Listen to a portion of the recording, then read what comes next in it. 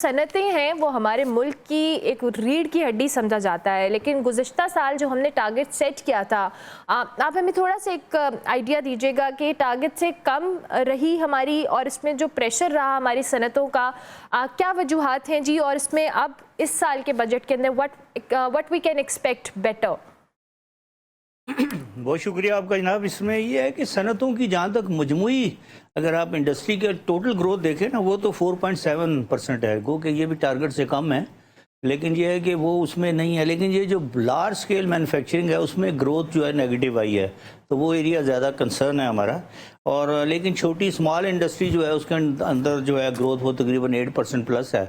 तो लेकिन हमारी जो लार्ज स्केल मैन्युफैक्चरिंग है, क्योंकि यहाँ से हमें बहुत ज़्यादा हमारा जो एक तो रोज़गार सा बहुत बड़ा ज़रिया है, फिर टैक्सेस हमारे ज़्यादातर लार्ज सनत से आते हैं, फिर इसके अलावा एक्सपोर्ट की हमारी डिपेंडेंसी जो है वो लार्ज स्केल के ऊपर है, तो इस लिहाज से इसका ये एरिया बड़ा कंसर्न है।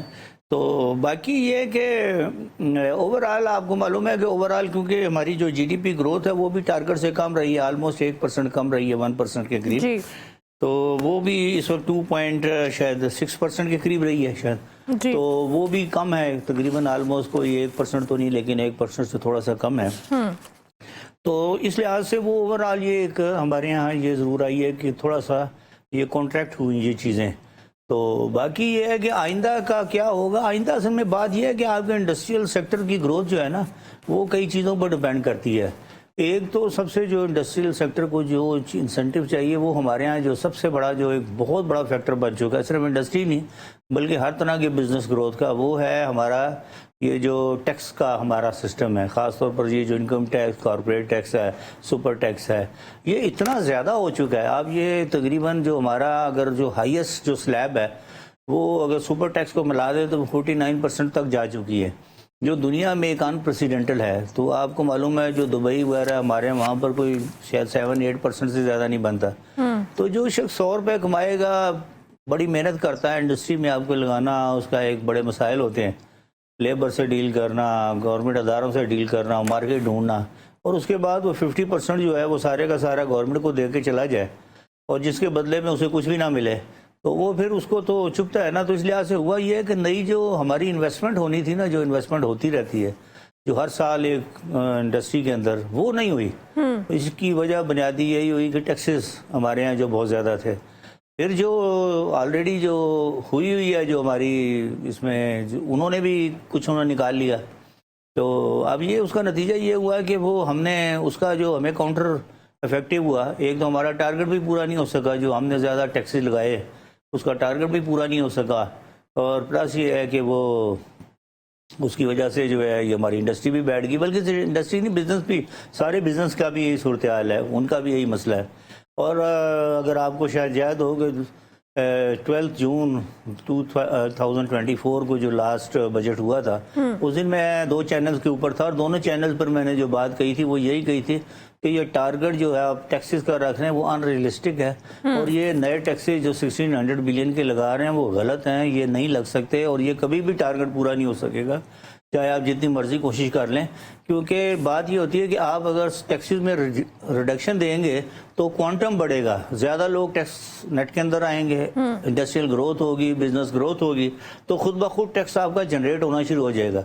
लेकिन यहाँ पर क्योंकि आप वो एक्सक्यूज़ करने की कोशिश करते हैं, जिससे आप कहते हैं ना डंडे से हम टैक्स लेने का, तो वो कुछ अरसे के लिए, कुछ 1-8 महीने के लिए, 2 महीने के लिए बात चलती है, लेकिन देखें ना पैसा तो आदमी वहीं लगाता है इन्वेस्टर जहाँ पर कि उसको प्रॉफिटेबिलिटी ज़्यादा होती है, तो वो प्रॉफिटेबिलिटी की वजह से वो हमने कर लिया, और जो असल जो करने की जो चीज़ें थी बजट में वो नहीं की, और वो मुझे लगता है इस दफ़ा भी शायद कम ही की जाएंगी। क्या सर ऐसी चीज़ें आप क्या समझते हैं जो करने की हैं, और पॉलिसी के हवाले से भी आपने इम्पॉर्टेंट बात की कि जो टैक्सेस की टारगेट सेट किया गया था वो अचीवेबल या रियलिस्टिक नहीं था, और आप जैसे बहुत सारे इकोनॉमिस्ट ने ये बात की थी, लेकिन क्या एक रियलिस्टिक टारगेट हो सकता है अगर हुकूमत सोचती भी है कि बड़ी सनतों पे जिस पे हम जो ग्रोथ की रेशो को कम देख रहे हैं उनमें बेहतरी लाने के लिए, क्योंकि स्मॉल स्केल बिजनेसेस की आपने जहाँ जिक्र किया, लेकिन जाहिर है एक बड़ी सनत का जो हुजम है और उसकी जो एक आउटपुट है वो एक डिफरेंट होती है। जी जी जी बिल्कुल। صحیح کہا آپ نے. میں 12 جون کو میں نے تو جس دن بجٹ پیش ہوا ہے ابھی اس کی یعنی ابھی پاس بھی نہیں ہوتا، میں تو اسی وقت یہ بات کی تھی اور 2 چینل پہ کری جس میں نیشنل ٹی وی بھی شامل ہے. تو لیکن وہ تو نہیں کی گئی. اب آپ نے جو بات کہی، پہلے 2 سوال آپ کے ہو گئے. ایک سوال تو یہی آپ نے کہا کہ کیا چیزیں کرنے والی تھیں جو نہیں کی. میں اس وقت بھی ایک بات کہی تھی کہ بجائے کہ آپ بجائے کہ نئے ٹیکسز لگا کے انڈسٹری اور اپنے بزنس کو زیادہ سکیڑ دیں، کانٹریکٹ کر دیں، ان کے لیے زیادہ مشکلات کھڑی کر دیں، اس کی بجائے آپ کے پاس بہت ساری گنجائش ہے بجٹ میں ایکسپینڈیچر کنٹیل کرنے کی. اور ایکسپینڈیچر کنٹیل کرنے میں یہ ہے کہ ہم نے اننیسیسریلی پاکستان کی جو حکومت ہے، جو ہماری فیڈرل گورنمنٹ ہے، انہوں نے اننیسیسریلی یہ کیا ہوا ہے کہ اپنے بجٹ میں وہ چیزیں ڈالی ہوئی ہیں جو ان کے مینڈیٹ میں نہیں ہیں. اب اس کے اوپر اتنا زیادہ ہم خرچ کرتے ہیں. مثلا میں 2 چیزیں میں آپ کو صرف اسٹریٹ اوے کہتا ہوں کہ جو لاسٹ بجٹ کی میں فگرز کی بات کرتا ہوں، اس سال میں تو یہ اور بھی زیادہ سنگین ہوگا مسئلہ. لاسٹ میں اگر آپ دیکھیں تو ہم نے لاسٹ بجٹ میں بے نظیر انکم پروگرام کے لیے 600 ارب روپیہ رکھا تھا. اور یہ جو بے نظیر پروگرام ہے یہ بنیادی طور پر پروونسز کا نظام ہے. 18 امینڈمنٹ کے بعد جو آپ کا سوشل سیکٹر ہے وہ مکمل طور کے اوپر جو ہے وہ پروونسز کے پاس جا چکا ہے. لیکن ہم اس کو لیے بیٹھے ہیں اور 600 ارب روپیہ ہم فیڈرل اس سے پے کر رہے ہیں، جبکہ یہ پروگرام سارے کا سارا ٹرانسفر ہو جانا چاہیے تھا کہ پروونسز کو لسٹیں جاتی ہیں کہ یہ آپ کے صوبوں کے اندر موجود ہیں، لو آپ ان کو پروگرام کو چلائیں اور اپنے بجٹ سے پے کریں. اور آلریڈی پروونسز کے پاس تو آپ کو معلوم ہے نیشنل جو فائنانس ایوارڈ ہے اس کا 57.5% ان کو جاتا ہے. یعنی اس کا مطلب ہے کہ جو آلموسٹ 2/3 کے قریب تو وہ لے جاتے ہیں اس میں سے.